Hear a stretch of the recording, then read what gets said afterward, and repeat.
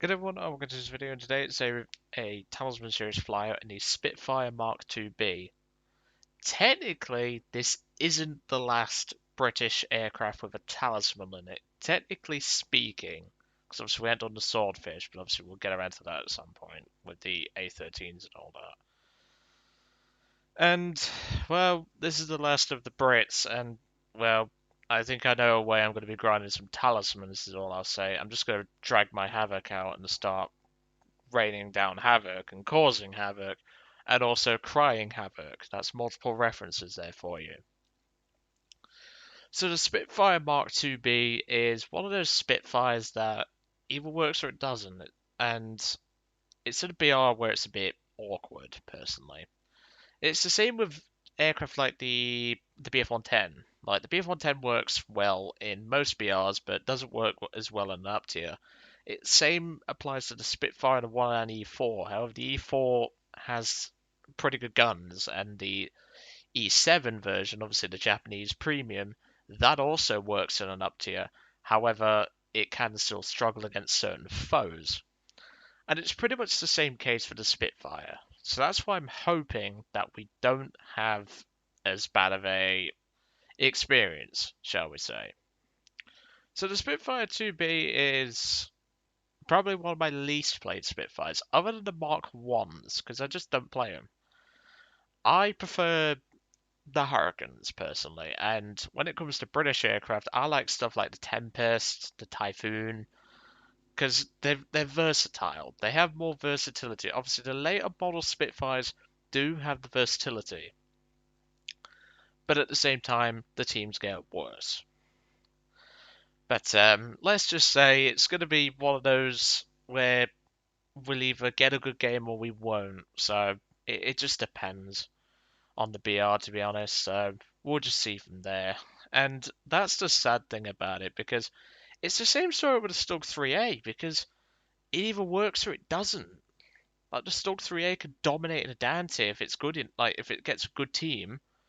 But if it has no team support, it's going to die. Same goes for the Spitfire. It either works or it doesn't. And it requires its team. And obviously, with USA teams and shit like that being as bad as they are, it's just going to be a slaughterfest if we're not careful. But we'll just have to see how we go. So I'll see you all in the first game. Well, we're into our first game on Rua. Not a particularly good map, in my opinion. It's okay, but it really requires patience. It requires a good team, because obviously we're going to be flying at higher altitudes and everything. And it's just one of those where, like, yeah, it could work, but at the same time, yeah, we could have a crap team, and that's the end of that. Let's have a look. What beer are we at? Well, so far it's 3-0. 3-7, because that's the Mustang. Who's firing their fucking guns? Where's that Corsair? Anyone else? Or is it just going to be the Mustang, who's probably not going to pull his weight, so we're going to have to carry? No, it's a 3-7 game. Looks like one aircraft per team is 3-7. The rest will be... In fact, no, is it 3-7, that Mustang? I'll have a look, because I don't actually own that Mustang. Yeah, it's 3-7. I had a feeling as such. But judging by this team composition and the fact that we've got a Corsair with a bomb on it, and two A-36 Apaches with bombs on them, I don't think we're going to get a lot out of this, or out of those two A-36s. Same with that Corsair. I mean, look at him down there. Let's have a look. Level 7. Right, I've been accused of being a, what was it, elitist prick before, right? And I'm not being elitist here, but it's quite clear that guy's jumped into RB just straight off the bat and hasn't learned a lot from the... And look, there you go, he's just crashed. It's just crashed. What use was that? He's clearly just jumped from arcade, maybe after having a couple of games in arcade, thinking, oh, I'm doing smashing, even though I didn't even look at his arcade stats, to be honest. And he's just jumped straight in flying a Corsair, which is a really good aircraft. He straps a bomb to it and fucking does that. What use is that to our team right now? Because now we're down a very powerful 2-7. We've only got one other guy in a Corsair. We're down a very important 2-7. And then you look, Spitfire down there is barely climbing. These P40s are barely climbing. And look, this guy in chat, that Mustang, he's going on about it. Like, 2020, people still haven't learned to climb. I feel like there are two kinds of people in this game. Axis who try to play their strength, and allies who are just rocks plugged into PCs. And he's like... What am I looking for here? Summarize. You see, some words I do struggle with, like, I'm not even joking, like, I may seem like a bit of a smart ass sometimes, but trust me, I do struggle with it. But, like, why would he ever think that's smart? And look, there you go, Focke-Wulf 190 and HS-129 is about to eat those A36 for breakfast. Now, yes, you can use the A36 Apache as an attacker, but does it mean it's good for that? You get one bomb drop, 650 cals, that is it. There are a lot better planes that would be better used in that role. If Hairy Feet can pull aces out of his old arse like it's going out of style in IL-2s, sorry Harry, I know you call yourself an old hanger hobbit but stuff, and yeah, but like, Harry's a lot older than probably most of the player base in War Thunder. And yet he still has two brain cells to rub together because he can pull aces out of his arse in an IL-2. If he can do that, and yet the average player, well, that level 7 Corsair can't even fly in a straight line, that's concerning for not only his future in War Thunder, but for his team's future. I mean, look, 1-9s. I don't know what model it is, but even so, he's going to have a significant energy advantage over me right now. Right, let's see what we can do. And look, it's an F. It's an F2. Oh, I feel sorry for him. It's an F2, so it has got a pretty okay gun. It's just, you've got to be careful with it. Are we getting 2 up here, or are we going to have a spiffing one-on-one here, which I don't think is occurring right now. No, this isn't going to be a one-on-one in a minute. This is going to be a 4 versus 2. So we're going to speed this up. Yep, this is turned into a 4 versus 2, so let's dive out. But look, A36, P40, these two are still fanning around, not climbing. And where's our team? Like, that Corsair and the A36 have actually learned to use them as fighters, so those two I don't have a problem with now. It's the fact that it's me and another Spitfire up here. But most of our team hasn't climbed. And now I've got to shake this 1 and F2 off my arse.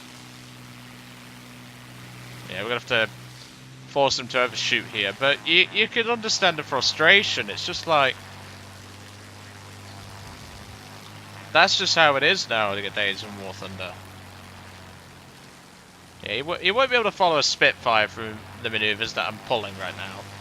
I'm pulling manoeuvres that the F2 is very, very unlikely to pull. But look, P39's coming to help me against this guy when I don't need help. There's just so much wrong with this match at the moment.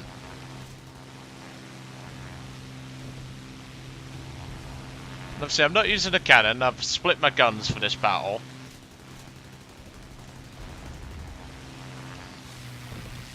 And obviously, I've got to watch my water temps. But if he's going to give me an angle like that, I'm going to try and use the cannon. But for the most part, I want to use the 7.7s. But look, that's a good hit. That's a good hit with the 20s. And then I finish him off with the 7.7s. Splitting your guns on a Spitfire like this is just perfect. But I mean, just look, like, these two have not been climbing for so long. I think they're doing mock dogfights or something. What use is that? And I'm probably going to get some shit for this, but why? They're two at-lives in F10 Warhawks, which are really good. But I'm now having to cool my engine because I've had to wet the bollocks off it to get anywhere.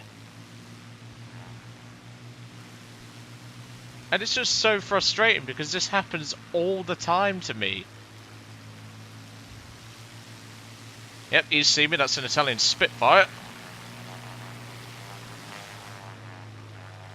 But you can see I'm struggling with my engine temps because this 2B suffers with overheat. Obviously now I've got an Italian Spitfire at my arse.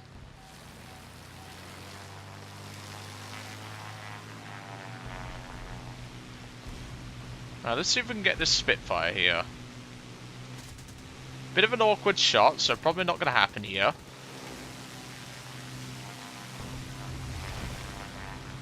But look, this is the kind of support I want. I want someone to support. And this is now what's happening. I've got that P39 coming down to assist. But look, what are those two doing? They have done absolutely nothing to assist this team. And now that Mustang is at real risk of being vultured. That is bad. But now that we've... Well, they've actually... It feels like they've heard me through their freaking monitors. We've actually managed to pull this back, and there we go, ram. But again, that's one less threat. The P40 couldn't dodge that. That Spitfire caused that collision. But he still did something. Fair enough, he lost his aircraft. But he took out probably one of the most dangerous enemy aircraft in doing so. Whilst that may not seem useful on paper, that's just how it...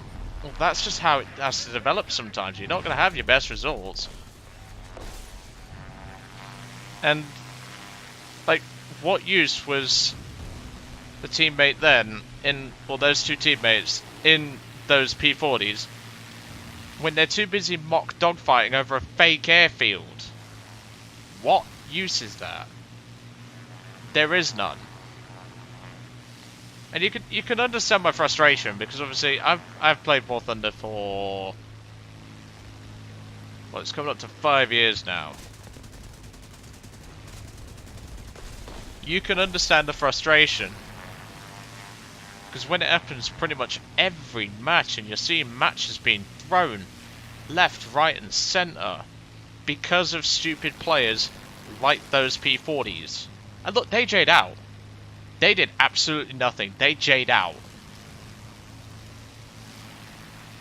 Obviously, I can't land to fix my engine and grab ammo.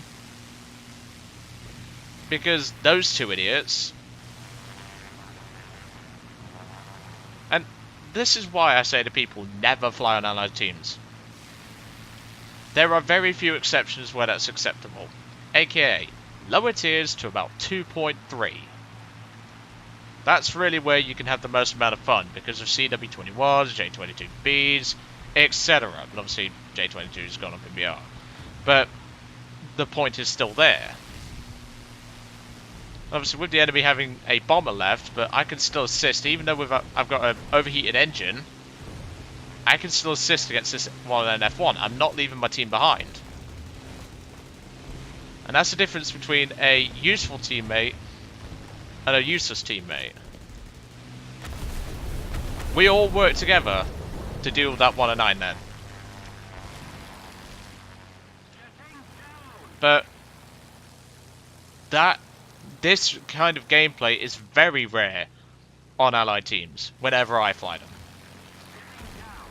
That may be different for everyone else. You may have teams where you have teammates who are extremely useful. Like, look at this A36. He started out, I started judging him, but now he's surpassed my expectations. And that is the kind of teammate you want. You underestimate them at first, but... And that's the thing. I underestimated that A36. I thought, oh, he's just got a ground pound, he's not going to get anything. But he has the most points on... He has double my score. And I underestimated him at the start. I'm going in way too fast, because you can tell I don't play Spitfires enough to know about their fucking landing speed. Jesus Christ. I only just saved that. That's why I call them the traders gaming reactions. Jesus. But like, that is that Thomas guy. Shout out to you, pal. You're the kind of teammate that I want in a team. I underestimated you, and you have pulled your freaking weight. That is the kind of teammate I want on a team. But then you get, obviously, the P39's been supporting, so that's why he's not got any kills. But these two, those two P40Fs, they flew around doing mock dogfights. If you want to do that shit, go do it in custom battles. Don't do it in a live battle, when it could mean the difference between winning and losing.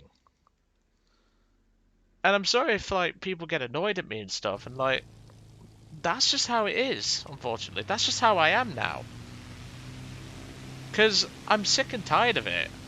You get teammates like these two constantly throwing games when they don't need to. And as I said, I underestimated that A36. But he has done more than those two P40s have ever done for this team. Same with half of these lot. I'm on a kill and 2 grand targets and an assist. He's on 4. He has done really well for our team. The Mustang's been supportive. He's not got any kills, but he's supported the team. And obviously now he's gotten his first kill. But why is players like those two P40s playing? If you're going to do mock dogfights all day and ruin your team's chances of winning, do it in custom battles. Then no one's going to care. But what does that show to everyone else who's going to watch this video, obviously? And you see two teammates like that. And I know for a fact HelloFair's going to be playing a flipping devil's advocate, as he usually does, and I love seeing his comments. But that's the sort of thing that really pisses me off. And obviously that Mustang has just won us the game. He was a good player from the start. The A36, I thought he was just going to be useless, but no. This turned out to be not only a controversial sort of flight, but at the same time, it's just how it is. Like, sometimes you get teammates like Thomas or Drozd in his Mustang, and they pull their weight, even if you don't expect them to. Like, you always underestimate them or something. But then you get two P40Fs who don't do anything. And well, whilst it's not the most spectacular result of this flight for the Spitfire 2B, that's still something. And obviously it stirred up a lot of conversation in the comments, I suspect. We got a box. Anything interesting? And no. Just to be the best order. But that flight has actually annoyed me now. And I really don't understand how that we could have suffered much less casualties during that game. And that's the thing. We could have suffered a lot less casualties. We didn't need to lose as many planes as we did. But the Corsair, inexperienced, joined ARB thinking he's hard. And he got nothing. He flew into a freaking tree. Two P40s. What did they do? And as I said, I apologise to the A36, well, one of the A36 pilots, obviously Thomas or whatever his name was. I apologise to him. But everyone else, other than that Mustang and the P39, they pulled their weight. I pulled my weight. And well, I'm sorry this is a bit of a controversial flight and everything. I'm sorry for getting ticked off, but when you have that sort of shit every day, it ticks you right off. So, now that Britain is done and dusted, we are on to Japan. And obviously, because we did the Hajiri's A5M4 history video, we are going to be using this plane in the Talisman series. Obviously, we didn't actually technically use that thing in a battle. So, we're going to be using the A5M4 in the Talisman series. And obviously, we're starting off nice and strong with the old Key 10, an old reliable bird. It may not be the best, it may not be the worst, but it is certainly a lot of fun if you know what you're doing. And obviously, we've only got 3 aircraft again, so obviously, there's a couple of aircraft in here that I'm pretty happy to have. Obviously, the Key-61 is one of them because I love this plane. But yeah, sorry for going off on a bit of a rant during this one. And well, that's just the way it's going to have to be, unfortunately. I'm going to be a bit more ticked off with if I see gameplay like that. Because what if, and I'm only suggesting this, right? What if our team would have crumbled? What if that Mustang got taken up by the AAA? And what if I would have crashed my aircraft, which that was because I don't play Spitfires enough to know the landing speed. But what if I'd written off my aircraft and it was down to the P-39 who maybe have had coolant damage and he didn't get back to base? It would have been down to that A-36. And all it takes is one lucky shot from an HE-111 gunner and we could have lost that game.